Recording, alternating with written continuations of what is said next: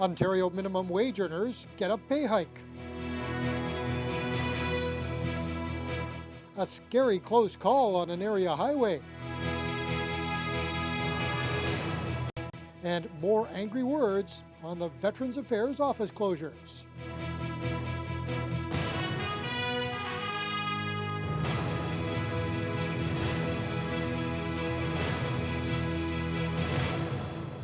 Good evening and thank you for joining us. Well, a big economic announcement in Toronto today. Beginning June 1st, the province's minimum wage will rise by 75 cents to $11 an hour. It's something that other governments in Canada are also considering, but there are differing opinions about just how much help it will be. Ron Charles reports. Amelia White's retail job pays her $10.25 an hour, minimum wage in Ontario. Working on the minimum wage is hard to get by. You have to pay rent, plus you have to pay hydro, and all the other stuff that you have to pay with it. So it's very hard to get by on minimum wage. What's left over? Nothing. There's nothing left over. Today, with cafe baristas as her backdrop, Ontario's premier announced that come June, the province's minimum wage will increase to $11 an hour, ending a 4-year freeze. This is a fair adjustment to the minimum wage.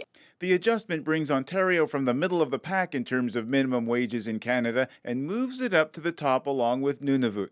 Amelia White welcomes the extra 75 cents an hour, but It does help. I'm not saying it doesn't help, but it still keeps us on the poverty line. And yet many Ontario businesses have been against a minimum wage increase, saying it hits their bottom line. We'll have to reduce the hours. We don't want to lay people off, but if that comes to the case, we may have to. Anti-poverty activists had been campaigning for a $14 minimum wage, but they welcome today's announcement. Those businesses are suffering not because of the minimum wage, it's because people aren't buying products and services. And people aren't buying products and services because there's no money left at the end of the month. Proposed legislation would peg Ontario's minimum wage to the cost of living. If passed, that would likely mean annual increases. Ron Charles, CBC News, Toronto. Well, the announcement of a minimum wage increase is getting a mixed reaction here. The Chamber of Commerce is welcoming the news, but officials from poverty-free Thunder Bay had wanted an increase to $14 or $15 hourly, and they say the plan to raise the minimum wage to $11 won't cut it. Phil Darlington reports. Poverty-free Thunder Bay has hosted several public forums about minimum wage in recent months. Chair Terry Carter says the quality of life for workers in Thunder Bay will go up, but not by much. She says the new minimum wage still keeps workers in poverty. They met one of our key demands to tie minimum wage to inflation. However, we're disappointed that she didn't take a stronger stance on pulling minimum wage workers out of poverty. The $11 an hour is still 16% below the poverty line. Chamber of Commerce President Charlotte Robinson spoke before a government panel on minimum wage and asked for it to be tied to the rate of inflation. The new model is aimed at keeping the companies from imposing layoffs, and Robinson says that's good news. It's fair to employers and employees because everybody's going to know this is how it works and this is what it's going to be, and they can plan accordingly, and that's really important, especially for small businesses. In the last few years, we've seen inflation in the sort of 1% to 2% mark, and we'll see what it is going forward. But the fact that they're actually tying this change to inflation is appropriate. Carter says that they were hoping the government would also implement some programs or incentives to employers and workers to help buffer the gap between minimum wage earners and the poverty line. She says that didn't happen, and the cost of living in the city cannot be supported by $11 an hour. We kind of just threw in some preliminary numbers, looked at rent and food and clothing and, the stuff, basic stuff, people, bus passes, and we came up with $15. We haven't done the actual spreadsheet. We're going to work on that, but it kind of said, $14 is still below a living wage for Thunder Bay.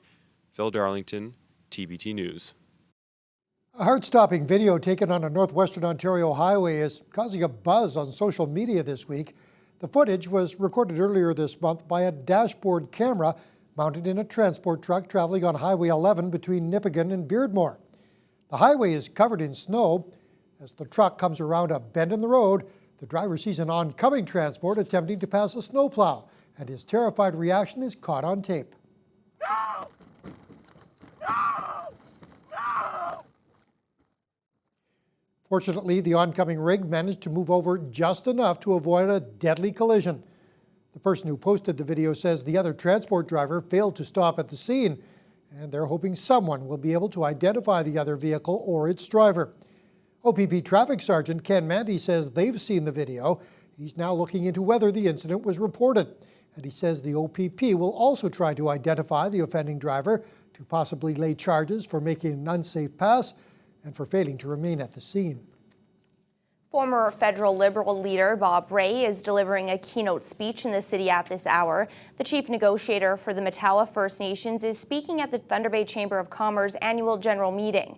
Rae's speech will address the challenges and opportunities ahead for Canada. Since exiting the political scene, the former Ontario Premier has spent a considerable amount of time in the region. Rae has been representing Matawa in the Ring of Fire talks with the province and mining companies active in the remote north. He's seeking what he calls a new deal for First Nations, one that improves health, education, and infrastructure. We will have more with Bob Rae on tonight's Late Edition. Two Thunder Bay women who have joined a class action lawsuit against the province told their stories to local media today. As we first told you last week, the $100 million lawsuit alleges the province failed to inform Crown wards about their legal rights to compensation in cases of abuse. Mike Albanese has more. Holly Papassay is taking the lead in the class action suit announced on January 22nd. Papassay was put into foster care after her mother could not take care of her and moved from home to home repeatedly, encountering sexual assault and abuse. It started at probably 6 years old, right into my early teens, to being in a group home. I was placed in a group home because I was a problem child. Meanwhile, it was just, I was trying to tell what was happening and no one was listening. Toni Gran has signed on in the lawsuit and has her own story to tell.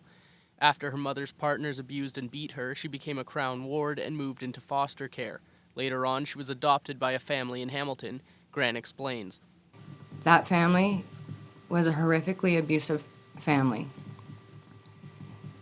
In that home, I suffered rape, sexual assault, sexual abuse in every way, shape, or form from the day I entered the home at the age of 5 or thereabouts until the age of 10 when I left. After that, Gran moved into foster care again. She was adopted by a new family she described as awesome and is still with them today. With this lawsuit, the women say the money isn't the goal. It's to try and invoke change. We're hoping for change. We're hoping that this case will bring to light all of these, they're horrific incidents. We hope that it will make the system change. That's all anyone can do. You can either sit back and do nothing, or you can step forward and at least attempt to create positive changes. Class action lawyer Sandy Zaitzeff with Watkins Law says it will be around 3 years before the class action suit is certified. Mike Albanese, TBT News. The Thunder Bay and District Humane Society is welcoming a new addition to their team. Melanie Blanchette has been announced as the new executive director of the local Humane Society. Her role includes the overall management and leadership of the shelter and fundraising events. The Thunder Bay native has a degree in criminology and previously worked in London, Ottawa, and the Northwest Territories. Blanchette explains what she hopes to bring to the role. Promote our cause and to get the word out there and notify the public as to the work that we're doing here. We have such a dedicated staff and volunteer complement here, so just getting the word out there and making the public aware of the work that we're doing here. The Humane Society is an agency that solely runs on donations. Their next fundraising event is the Valentine's Day Gala. Community Living Thunder Bay is celebrating its 60th year working with people with intellectual disabilities and their families. And to mark the occasion, they plan a celebration that will last all year long. Each month they'll hold an event, and last night, January festivities took place. Over the next few months, the staff will be looking back at the history of the CLTB, bringing in special guest speakers, hosting inclusion walks, and organizing barbecues and banquets. The Italian Cultural Center was packed with people last night who have become a tight-knit group over their 60 years. To celebrate 60 years, and tonight we hope to be able to reach back and appreciate the cornerstones of the families and the association members that launched Community Living Thunder Bay, to recognize and appreciate where we are today, but also to challenge the board and association and the families that we support to continue on and moving and improving the commitment to those that we serve within our community.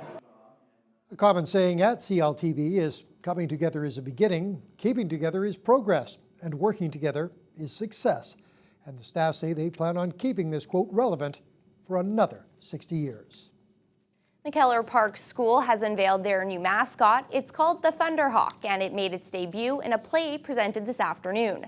The Thunderhawk mascot was brought to life through the successful teamwork between the students at McKellar Park and local artist Elliot Dox Tater-Wynn. At the unveiling ceremony, the students also presented a special play called The Legend of the Thunderhawk. Dox Tater-Wynn explains what this mythical creature stands for. The Thunderhawk is meant to symbolize respect, integrity, and honesty here at the school, and that's one of the kind of what they'd like to the students to embody themselves, and it actually helps build self-esteem, I think, overall. I think when we started the development of changing from Cougar to a new mascot, we really wanted to make sure that the kids bought into the new mascot, and so part of that was selecting the name, and then we really wanted them to take ownership. School officials say the creation of the Thunderhawk brought the students a sense of engagement and pride in their school's new identity. Speaking of schools, Fiona, I think it's been nice for school-age students. They've actually been able to get outside the past couple of days. What's it going to be like over the next few? Well, the cooling that we saw this afternoon is going to stay fairly steady over the next little while. In fact, we started the day out just a little after midnight in the early morning hours at -5, but it actually was dropping all day. The fortunate thing is it stayed within what I think most of us would consider reasonable range below the norm for this time of year. Dropped to -16 this afternoon. At that time, the wind chill was -24. Again, this year, our perception of what is normal and what is acceptable has definitely changed. That's with winds from the northwest at 14 to 34 kilometers per hour, which caused a little bit of drifting snow. Nothing falling from the sky, but it was definitely shifting on the ground level. Now, if we take a look at what's been happening in the last 24 hours, the majority of the snow moved out late last night, and there's another pocket that's moving in, and it's going to be felt definitely in the Sault Ste. Marie area, which is why at this time we have snow to the east. Temperature is not too bad. Sault Ste. Marie just at -5 Celsius, but they could be seeing quite a bit of snow with that system moving through. And then a little bit drier, but definitely cooler as you head further west. -19 in Upsala, -20 for Pickle Lake, Sioux Lookout, Dryden, Fort Frances, fairly consistent, although Fort Frances is enjoying some sunshine at this hour. And in the city of Thunder Bay, we are going to drop down to a low of -23. So it's going to be a cool night because with wind chill, it will feel closer to -33. Winds are going to be from the west, dropping down to about 14 kilometers per hour overnight under partly cloudy skies. But as we head into Friday, another day with more of that Arctic air moving in, but we're going to stay fairly consistent over the next few days. So mid-teens on the minus side is probably what you're going to have to get used to over the next few days. Wind chills probably closer to about the -20s. But as we head into the weekend, I'll have more details on exactly what you're going to be dressing for. And you might actually get a couple of days where it's a little warmer. I'll have news on that later on in the news hour. All right. Thanks very much, Fiona. Well, the debate continued today over the scheduled closure of Veterans Affairs offices across the country tomorrow. We'll have the latest for you right after these words. We've always been there for Canada's veterans and their families, and we will always be, and I'm not leaving.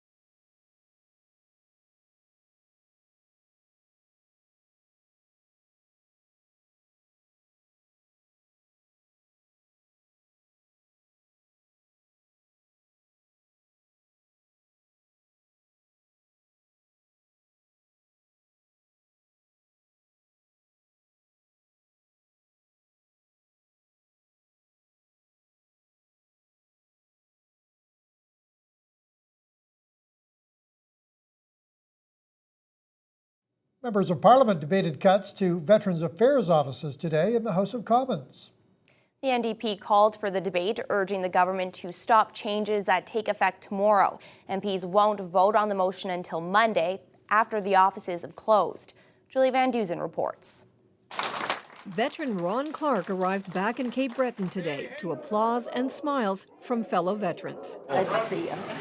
I'm glad to see you fellas. Yeah. Proud of you, buddy. Proud of you. Clark had been in Ottawa trying to convince Veterans Affairs Minister Julian Fantino to keep open the office in Sydney that provides services to veterans, one of 8 across the country scheduled to close tomorrow.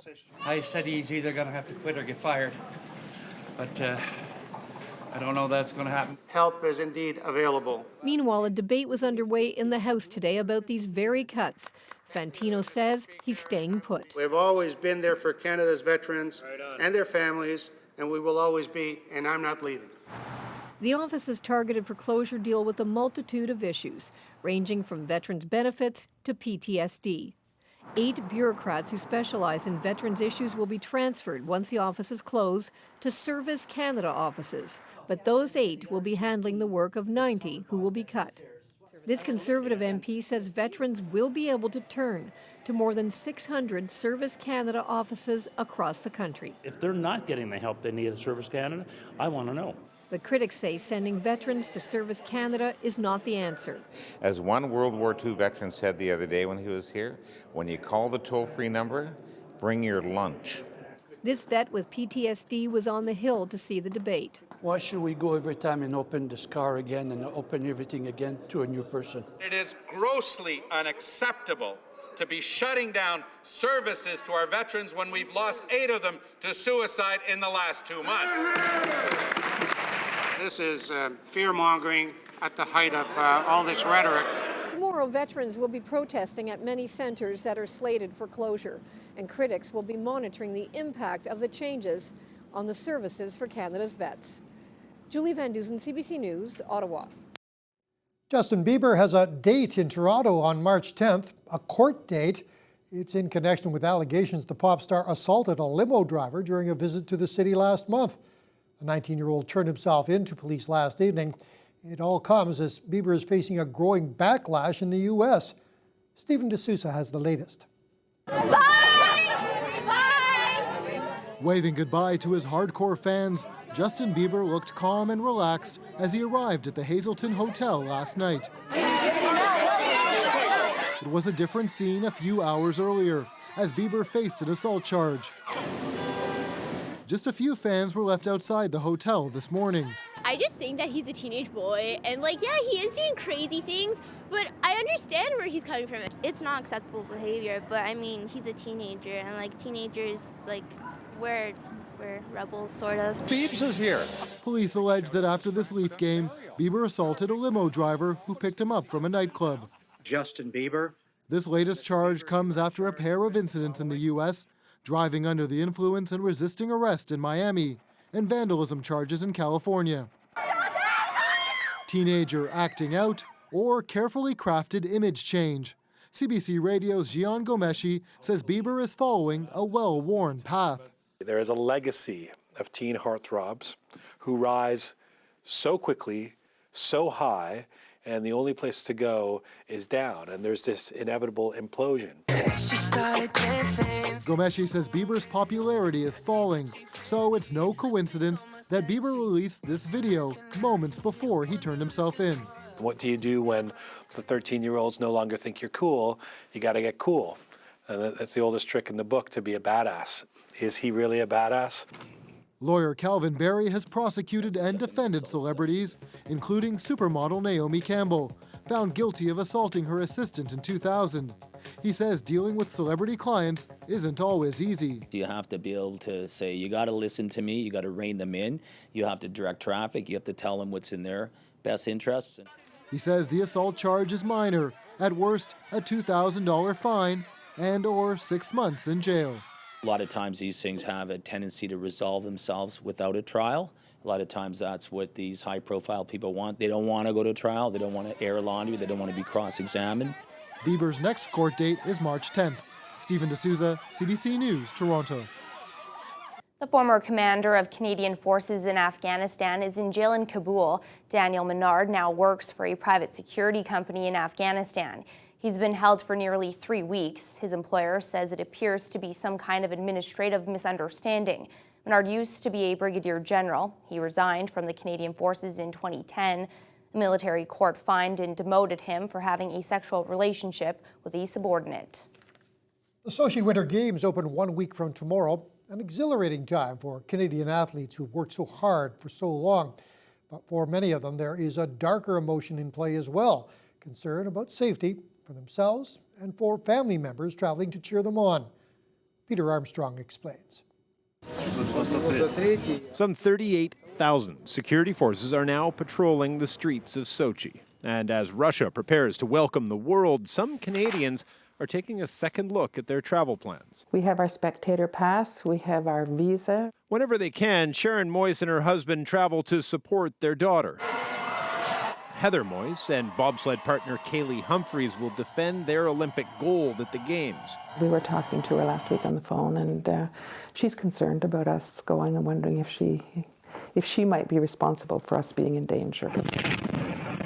This is the kind of thing they're worried about. 2 suicide bombings last month in Volgograd. This group claiming responsibility has also vowed to attack the Games. Russian authorities made 2 arrests this week, but a British assessment says attacks somewhere in Russia during the Games is, quote, highly likely. Athletes getting ready to go are concerned, and not just for their own safety. I had a conversation with my mom, and originally I didn't really want my family to come because I didn't want to have to worry about their safety while I was there. Security officials say an attack on Olympic venues will be difficult. Russia has reportedly spent more than $3 billion on security alone, but analysts say places outside the game's perimeter, like transit hubs, are vulnerable. We see the news, we see what's going on, but that being said, I know as far as myself, I put the trust in the NHL and the NHLPA to make sure that they make the right call. The Canadian government is warning all travelers to maintain a high level of personal security awareness. That said, Russian authorities say given the high levels of security, Sochi will actually be the safest place in the country. Peter Armstrong, CBC News, Toronto. An Italian court has sentenced Amanda Knox to 28.5 years in jail for murder. The American was a student in the university town of Perugia when she was accused of killing her British roommate in 2007. Competenza, udienza è tolta. A jury of 2 judges and 6 lay people took 9 hours deliberating on the guilty verdict. Knox has been tried 3 times. The first trial court found her and her Italian boyfriend guilty of murder and sexual assault. Knox spent 4 years in jail. She was acquitted 2 years ago and returned to her hometown, Seattle. Knox says she will fight extradition. About 350,000 Canadians have to avoid peanuts or risk a life-threatening allergic reaction. But thanks to a treatment called oral immunotherapy used in a British study, who had that allergy were able to eat a handful of peanuts. It's being hailed as revolutionary by Canadian scientists who are working on a similar treatment. Kim Brunhuber explains. Here are your peanuts, Michael. Every day, under Dad's watchful eye, Michael Kalampalikis has to take his meds. Exactly two M&Ms. I've actually never seen a boy so hesitant to eat candy. Yes, I get really nervous. That's because a year ago, eating one of these would almost be like popping a poison pill. Like, I accidentally had a peanut, and one little peanut, and my throat started swelling up. He grimaces, but he can get his peanuts down, no problem, thanks to an experimental therapy. A clinical trial with children who have potentially fatal peanut allergies. The researchers are trying to make them less sensitive by gradually exposing them to small amounts of peanut protein. So when Dr. Susan Wasserman heard the news that a similar trial in the UK was a success, in a disease where we teach everybody that even a trace amount of peanut can be fatal, this is actually quite good news and pretty revolutionary. Revolutionary because the British study found after only about 7 months of treatment, 9 out of 10 children with allergies were able to eat the equivalent of 5 peanuts. Only 1 out of about 100 had a serious reaction.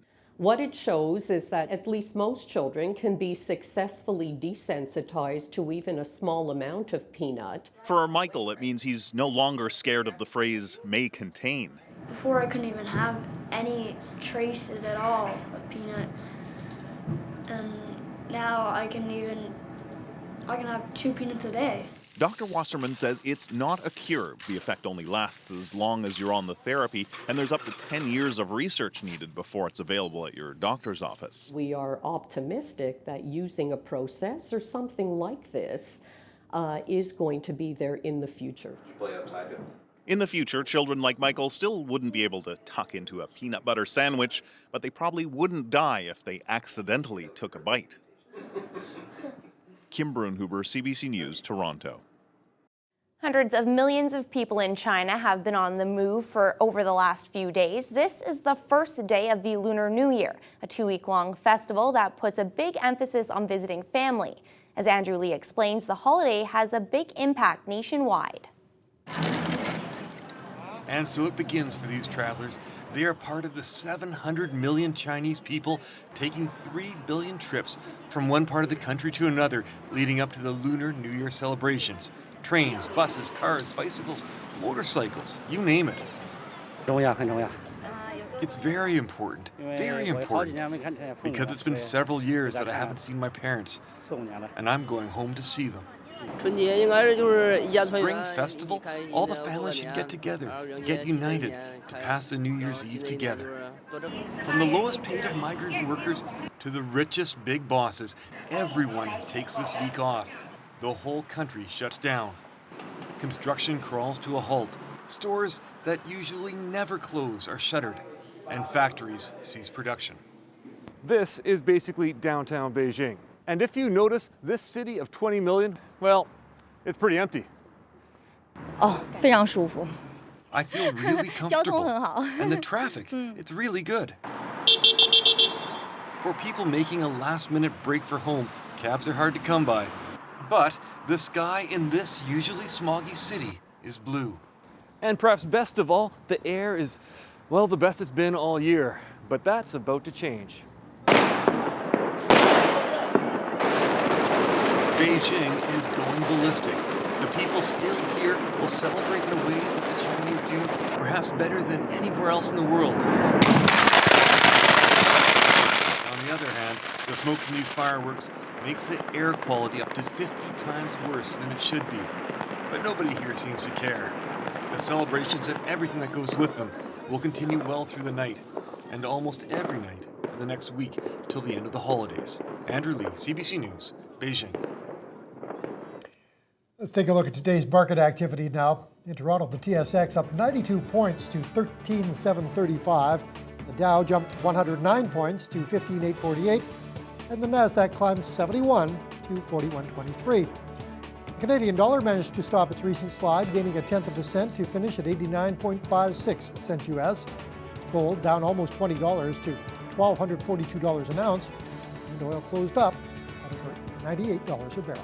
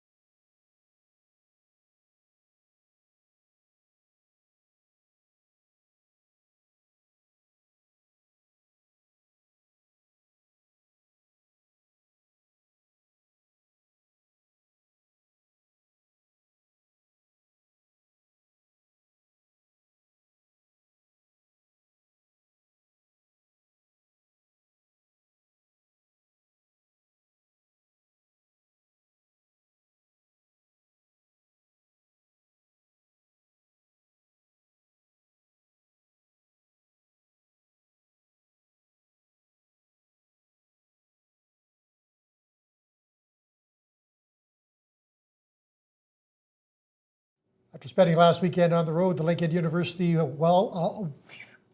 University men's hockey team returns to the friendly confines of the Fort William Gardens. Tough test for them this weekend. Yeah, taking on the Ottawa GGs. Don't ask me what a GG is exactly, but I do know that they during the break. No. If you know, let him know. Yeah, that'd be great. If somebody out there could tell me, that'd be super. I do know they've been a little bit up and down this year, though. Can't afford to take them lightly, however, though.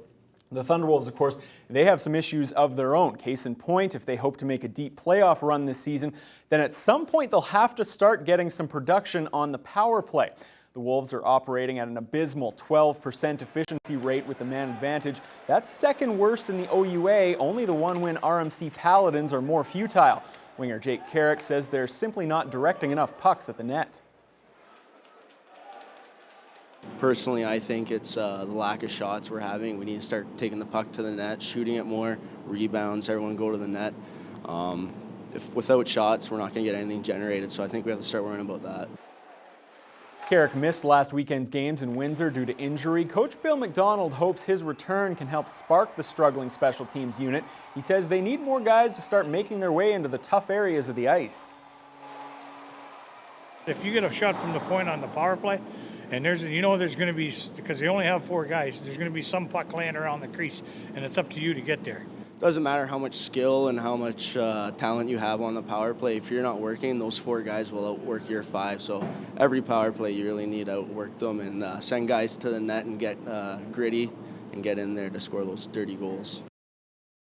Meanwhile, on the other side of the coin, the Wolves' penalty kill has been extremely effective this season. Not only have they successfully killed off nearly 85% of their penalties, but Lakehead has also proven it can score while a man down. Their 8 shorthanded goals is the second most in the country. Players, in fact, have begun referring to it as the power kill. Fourth-year forward Ryan McGill is a big reason for the Wolves' success in that area. He's the focus of this week's Thunderwolves player profile. This Thunderwolves player profile is brought to you by Frankie's Pizzeria, pickup or delivery. Ryan McGill feels he's in the midst of his best season yet in a Lakehead uniform, and it's hard to disagree with him. He's on pace to record career-high offensive numbers across the board, and he leads the team with 3 shorthanded goals. So is it simply experience that's allowed the fourth-year senior to thrive? Or is there something about playing in the Wolves' new system that benefits him? I think it's a combination. The experience is definitely very valuable. And then when you get the right guy motivating you, we got Bisser and Malcolm and Mac are doing a great job, and they take the time to make sure you're motivated, and they're taking care of you as well. The Thunder Bay native has played all types of situational hockey for LU this year, from penalty killing and power play, where they're trying to catch up or close out a game. He says the increased ice time has certainly helped keep him in rhythm. Things definitely come easier when you're out there more. You get into each and every game. If you're, sometimes in a game, you sit for a few minutes if there's a couple penalties or specialty team situations, and then it can take you right out of the period, and then it's tough to get back into it. But when you're in more situations, it's easier to stay in and get more involved with the game, and that creates more opportunities for you. McGill faces a tough decision at the end of the season to return as a fifth-year player or move on, possibly to a career outside of hockey. He says nothing's been decided yet. I'm kind of focusing on this season. I definitely like what we got here. The players, the staff, everything's been awesome for me. But again, it's going to be something I'll have to deal with at the end of the season. I haven't really put any thought into it yet. The Wolves may have to survive against Ottawa on Friday without the two-way forward. McGill faces a 1-game ban after he was tagged with a boarding call last weekend. The team is appealing the suspension. This Thunderwolves player profile was brought to you by Frankie's Pizzeria. Fresh is better. Well, the Lakehead volleyball team likely needs 2 wins in Waterloo this weekend if they want to make the playoffs for a second year in a row. The Wolves' postseason chances were dealt a blow last night in Ottawa as they fell in straight sets, 3-0 to a powerful GG squad. They got thumped, actually, by the nation's 7th-ranked team, losing 25-16, 25-15, 25-16. Miriam English led the way with 15.5 points for Ottawa. She also recorded a game-high 11 digs. Jasmine Fox scored 8 points for LU. They're back in action tomorrow night on the road to take on the Warriors in a much more favorable matchup. Waterloo is 3-12 on the year. Well, Well, 10 games on the NHL ice tonight. Toronto hosts Florida, looking for a second straight win. Elsewhere, Montreal's in Boston. Ottawa welcomes Tampa, while San Jose visits Calgary. For the second time in 4 days, the NHL invaded Yankee Stadium last night as the Rangers took on the Islanders. Cal Clutterbuck sets up the opening goal with this pass from his stomach. Brock Nelson makes it 1-0 Islanders. Rangers respond just 40 seconds later. It's Benoit Pouliot's 9th of the year. Rangers take the lead in the third, and then Henrik Lundqvist takes over with 29 saves. The Rangers hold on for the 2-1 win. In their last game, home game before the Olympic break, the Oilers took on the high-scoring San Jose Sharks. Wasn't an issue since Ben Scrivens played the game of his life. The 27-year-old set an NHL regular season record with 59 saves, the most in a shutout since the league expanded back in 1967. Edmonton takes a 3-0 for their third straight win. Canucks hosting the Blackhawks. Vancouver leading 2-0 in the second when Chicago explodes with 5 unanswered goals, 4 of them in under 8 minutes. Brandon Saad led the way with 2 goals and an assist. Patrick Sharp also scored his 27th as the Hawks thumped the Canucks 5-2. Well, the Raptors' leading scorer DeMar DeRozan missed his second consecutive game last night as Toronto hosted the Orlando Magic. And for the second consecutive game, his absence didn't seem to bother Dwayne Casey's crew, mainly due to the great play of Kyle Lowry, who continues to state his case as to why he should be an NBA All-Star. The Magic got awfully sick of seeing this guy. Lowry went off on Orlando in the first half, raining 3 balls from all over the court. All TO in the first quarter. Lowry drained 17 points in the opening cue thanks to 5 of 5 shooting from beyond the arc. Nick Vucevic missed 12 straight games with a concussion. The big man led the way with a double-double for the Magic, 16 points and 10 rebounds, but it pales in comparison to the 33 Lowry put up. It's the first time in his career he's put up 30 or more in back-to-back games. He also recorded 11 assists as he spots Amir Johnson for the alley-oop. Amir had 22 points and 11 boards. Jonas Valanciunas also put up a double-double, but this was all about Kyle Lowry. He floats a nice pass up top to Terrence Ross at the rack. Lowry will find out this evening whether or not he'll be named to his first All-Star game. He's widely expected to be snubbed, however, when the All-Star reserves are announced at 7 o'clock. Raps would go on to beat Orlando 98-83. Well, tennis star Milos Raonic has withdrawn from Canada's Davis Cup team with an ankle injury. The Thornhill, Ontario native, who's ranked 11th in the world, made the announcement yesterday. Raonic said the decision was a very difficult one to make, adding he'd hope to be ready when Canada begins its World Group first-round tie against Japan in Tokyo on Friday. Canada's looking to build on last year's impressive run that took them all the way to the semifinals. That will obviously be a much tougher task now without its best player. Raonic will be replaced by fellow Thornhill native Peter Polansky. He joins Frank Danchevich of Niagara Falls, Daniel Nestor of Toronto, and Vancouver's Vasek Pospisil. So a tough break for the Davis Cup squad, but hopefully they can still do something with it. So. Yep. And we have the answer to that burning question that we started the sportscast with. Fiona looked it up, so you can tell me. It's British slang for a horse. A Gigi. They'll look out and see on the field a bunch of Gigis. They're looking at horses. Okay. From the horse's mouth. All right.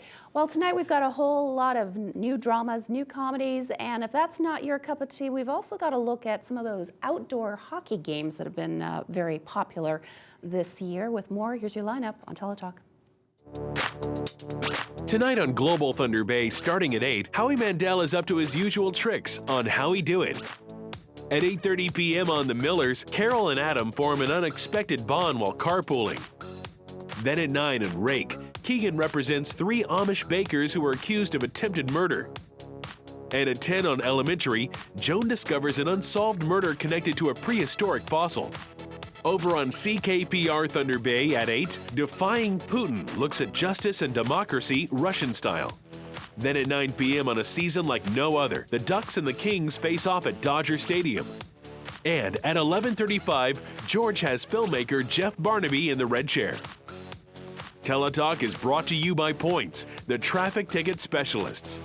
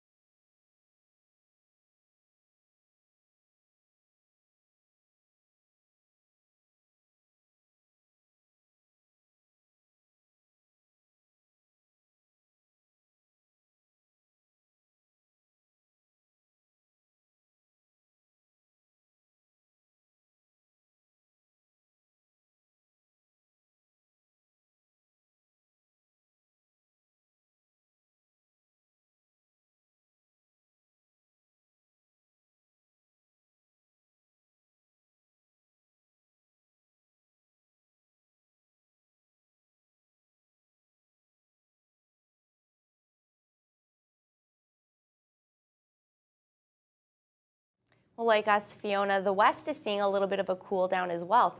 Yes, earlier in the week, Western Canada was seeing some pretty mild temperatures. Now things are cooling down, even though it is relatively sunny.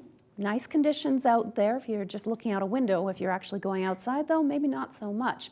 Right here in Thunder Bay, this looks like it was a fabulous day, high of -5. Unfortunately, most of us were asleep when it happened, around 1, 2 in the morning, and then it dropped down to -16 by early afternoon and kind of stayed there for most of the rest of the afternoon. Wind chill at that time also hit about -24 with some pretty gusty winds at times, and that caused some drifting snow. If we take a look at what's going on in the west, Vancouver, 3 Celsius. Hasn't been that cool in a while. They're also dealing with some rain, but they are on the plus side, which is why it is rain instead of snow. As we head into Edmonton, lots of sunshine, but the temperature is a bit on the cool side, -15. Calgary also sunny at -13. Wind chills definitely cooler than that. And in southern Saskatchewan, right now, despite a mix of sun and cloud and temperatures in the low -20s, it's the wind chill right now that's really making things very uncomfortable. It's at -38 at this hour in Regina. And as we head into Winnipeg, the snow just moved in the last couple of hours. They're currently at -20 Celsius, matching Churchill's, which is unusual for this time of year, usually a lot colder. So I'm not sure if that means Churchill is quite warm or Winnipeg is just very, very cold. As we head into Toronto, -3 Celsius, and the warm-up has been continuing pretty much all day. They're under cloudy skies right now, but they're enjoying the more seasonal values. Ottawa and into Montreal currently at -6, and the snow is expected to move in tonight, as is the case for Quebec City. They're currently at -11. And in the Maritimes, temperatures have been holding relatively steady and under mostly clear skies. Fredericton at -12, -11 in Charlottetown, Halifax -10. St. John's currently at -8 under clear skies. The last couple of days, they've had snowfall warnings. We have a total accumulation from Environment Canada. They saw 15 millimeters of precipitation yesterday. Doesn't sound like a lot, but remember, that's all that snow melted down to liquid form. So you have to use your imagination, but that's a lot of snow to make 15 millimeters of precipitation. Now today, that rain or snowfall moved out through most of the Great Lakes region. Still kind of lingering right now, but as we head into tomorrow, it's going to continue its trek into eastern Canada, looking fairly dry. High pressure center going to bring more of a northwesterly flow, so more Arctic air moving in. And this high is going to kind of start to collapse as it moves in towards us as we head into Saturday. So between the low to the south and that collapsing high, it's going to be a bit of a mix of sun and cloud. Might see a touch of passing snow, but for the most part, relatively dry weekend. Tonight, temperatures in the -25 to -27 range for the most part to the west. Partly cloudy skies. Sault Ste. Marie is dealing with that winter storm that's moving through, bringing some snow with it. They're going to see a low of -16. Greenstone, -88.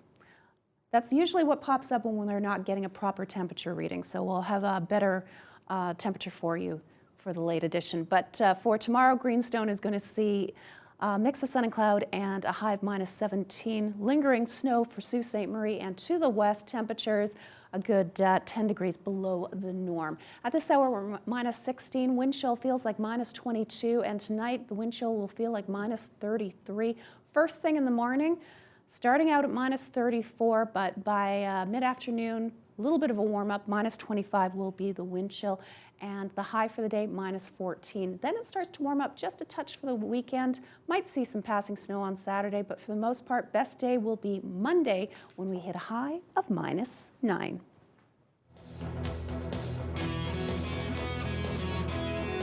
It's time for our weekly visit to the local Humane Society, where tonight we meet a cat named Lucky.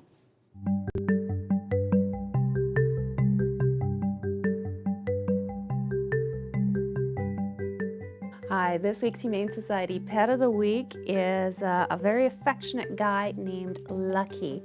And he's very affectionate because Lucky was found as a stray, so we're not 100% sure of his age, probably around 1.5, maybe 2 years of age.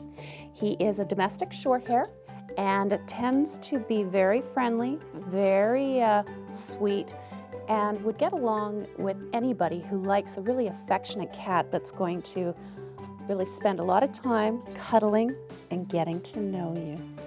If you would like to make this guy's day and truly make him a lucky cat, drop by the Humane Society and visit Lucky today.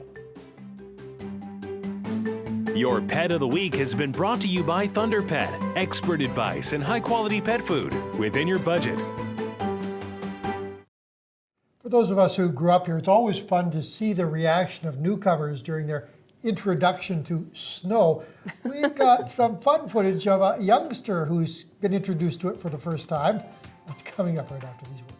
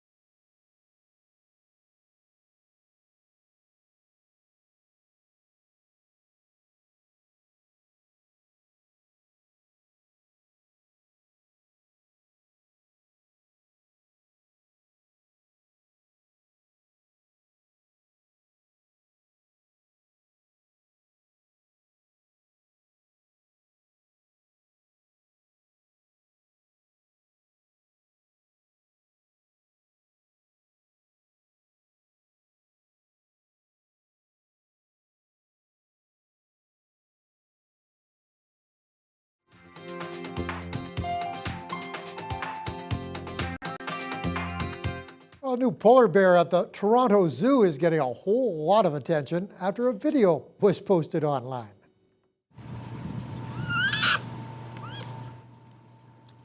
Yeah, that's the sound of this little guy discovering snow. The cub is named Remy.